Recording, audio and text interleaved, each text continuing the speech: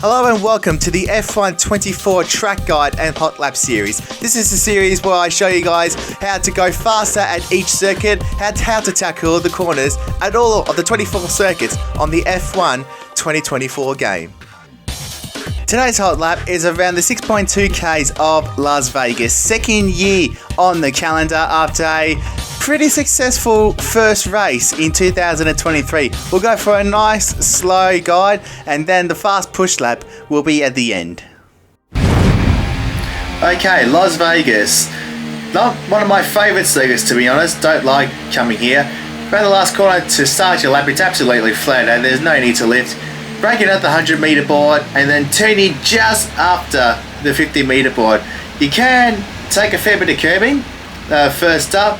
You can choose to go right up to the outside, or you can hug the inside to find lap time. Now these two turns, they're basically four corners. I don't know where you see four corners, they're basically two. For turns 2 and 3, it's actually a little bit tricky. There's no reference point. Once you open up the corner as much as you can start the turning process here. You'll be in about 5th gear, early shift up to 6, gentle lift of the accelerator. You're not going to be 100% all the way around because I really struggled to really get that happening. As you exit, get right up to the outside wall.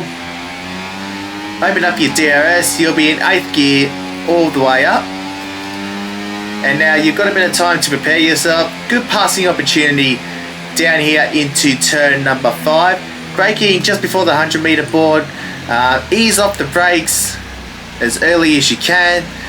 3rd gear corner, take a bit of the curb with you. Really easy to hit the barrier. I feel like this is one of the street circuits where it's so easy to touch the barrier. Jeddah is one of them as well.